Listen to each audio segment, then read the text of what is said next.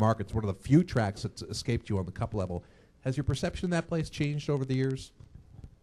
My perception hasn't changed. I think they've done a really good job with the racetrack and the facility and made it more fan-friendly and, just raised the bar, just as, any other place like Darlington has. So I enjoy the racetrack. I enjoy the area. Obviously, there's some good fishing up there just like there is here. So if qualifying got rained out there, too, it wouldn't be that big a deal. It's one of those tracks I hadn't been 2 and 3 years. No worries. Martinsville and Bristol were a couple of those as well. So, it's like going anywhere else, man. It's all about going through the corners. And so we'll go up there and do there what we've done everywhere else. For me, I feel no anxiety going anywhere, even to my least favorite racetracks. I actually looked forward to going to Martinsville, even though it's my least favorite racetrack, because the Hendrick cars run so well there, and we did. So, and my team is learning, and I'm learning about the tuning tools, the Hendrick, tuning tools, and I feel like our cars are getting better with every race. We're learning, how to make them better for me, and more comfortable, how to get the cars to do what I want them to do more and more all the time. So with each and every week, I feel that we make a little progress, as far as communication and them knowing the things that I like to feel in the car and how to get to that. So. Dan Gelson, the Associated Press. Mark, a lot of drivers don't like coming here for whatever reason or the race. Why do you, what makes this one of the best places on the schedule? Why do you love it? Well, you're just talking to an old stupid racer. I don't know. I love racing here. It's I've always run good here. It's all about, this thing's got huge, long corners, but it's still about getting through the turns, even though it has huge, long corners, and they're a challenge. And like Ryan said, they're three completely different deals, and it requires a different mindset and different skill set than some other racetracks from a team standpoint and tuning tools and everything. And I don't know. I mean, you ask a guy that runs good every time he goes to a certain racetrack what his favorite racetrack is, and he'll see that one. This is one of the ones, even though we haven't piled up a lot of wins. If you look at my average finish, it's probably better here than almost anywhere. So, we've always run good here, and I like it. It's not any fun, though, if your car doesn't work well. I have had some poor working cars on a very few occasions, and gosh, it's as miserable here as anywhere when they're like that. We'll take 3 more questions, then we're going to let these gentlemen go. Kyle is waiting for us in the back. Go ahead, David, the gentleman in the middle with the green shirt, and then one of our friends over here on the side. Yeah, David Newton, ESPN.com. Jeff Burton came in and said he was shocked to see that NASCAR made the decision on the double foul restart so fast. He didn't think it would happen this year, probably next. You guys share that opinion there, and you feel like that if the drivers had a vote that we would have double foul restarts now, or do you think this is all for fans? As I stated before, I think it's all for the fans. I think the drivers have an input, and I think that we as drivers have had the opportunity to give input based on the time that we spent together at our town hall meeting and in between from then till now. So whether they decide, timing wise, to me it doesn't matter. Whether they do it now, which they have, or if they waited till the beginning of the next season, that doesn't matter. It's just it's about what we do for the fans, and if the fans want to see it. You're not going to make everybody happy. We've already seen that in several things. But if you can make at least the majority happy, then those people might have an influence on the other ones that don't understand it or like it.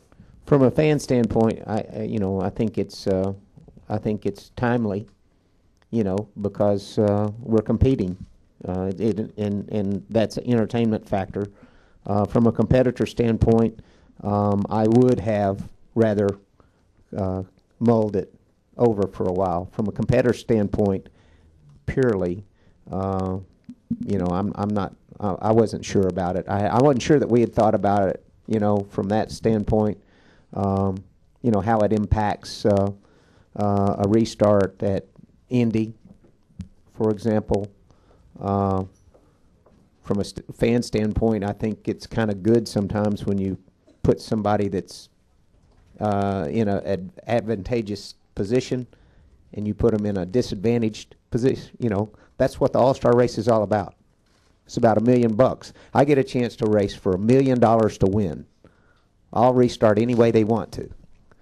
You know, the cup thing with the points thing and all that stuff, you know, you tend to be a little bit more conservative. What's it pay? $5 million now? $6 million? Yeah, but it takes a year. It takes a year to get there. It's pretty serious, you know. And you want, you know, from my standpoint, I was a little bit on the conservative side of, you know, of that, you know, because I personally don't want to have the day where I was running third, you know, or fourth, or say running fourth at Indy with a great car, for example, and have to restart on the outside and wind up getting in line in 10th on a green-white checkered. It's going to be disappointing. And so that's what I meant by hopefully it pays, you know, it balances itself out from a competitor side. From a fan's, you know, standpoint, it's a win-win. It's what the All-Star race is about. You know, and so it just makes it more like that. It's going to be better for the fans. It's what it's about. And a lot of the rules that are made are not about the competitors, you know. So from my standpoint, you know, I look at it from both sides, and I understand why that they brought it this weekend. It's time to go. Let's go get them. Let's go put on the show. Let's make sure that our race fans are getting. That's what we're all doing. We're trying to make sure that our fans and our sponsors get more value right now in a tough time. We're trying to give them more. One of the things we have to keep in mind, too, with the double file restart is just as in the initial start, the number 2 starter must not beat the number 1 starter to the line. So you get down to a green-white checkered, like Mark says, and I'm going for it. Well, what if the number 2 starter beats the number 1 starter by 3 inches to the line? You know, there's a judgment call that has to be made there. So we just have to be careful and consider all things, and that's why from a competitor standpoint, we haven't talked through these things. You know, we're potentially talking about going from running first or second to 40th, all because of 3 inches. So we have to, you know, make sure that we have that communication with NASCAR, and that's our responsibilities as competitors as well. Right. Go ahead in the center. How big a deal is it going to be when historically at Pocono you usually have a yellow in the last 25 laps? It's What's almost your a quarter of the setup? race here.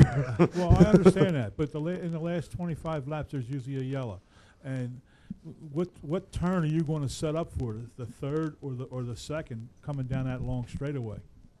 All of them. I set up for all of them myself. Yeah. People ask me I about don't like a pick loose one. or a tight race car. I said just make it perfect. I don't set up for one corner.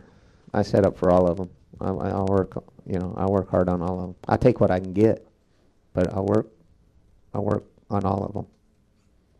You'd make the car as good as you can, and as a driver, you manipulate it the way you need to. So if you got to run the bottom of 3 or the top of 1, or you know the way you enter turn 2, that's what you have to do as a driver. That's why they put the steering wheel in there. Our last question over here on the side. Yeah, Colin Riccabon from WBRE TV in Wilkes-Barre. Ryan, you talked about it being boring sometimes out front. No, just the front straightaway. Do you prepare mentally different? Because it's a long day out on the racetrack. Is this race any different? Do you prepare mentally differently for a race like this? No, not at all. I mean, you're still as a driver, you're doing the same things. You have to have your strategy. You talk about, you have your team meeting. You talk about the things you need to do that day, where you're starting. Obviously, where you want to finish goes without saying. But Pocono is no different from Indy. It's no different from Bristol. It's no different from Infineon. You still have your challenges. You save your brakes, save your tires, 2 tires, 4 tires, all those types of things. And from a driver's standpoint, it's just beat the competition. That's the same as every other weekend. Gentlemen, thank you, and thank you for coming in the Media Center. Thank you. Kyle is on his way up front.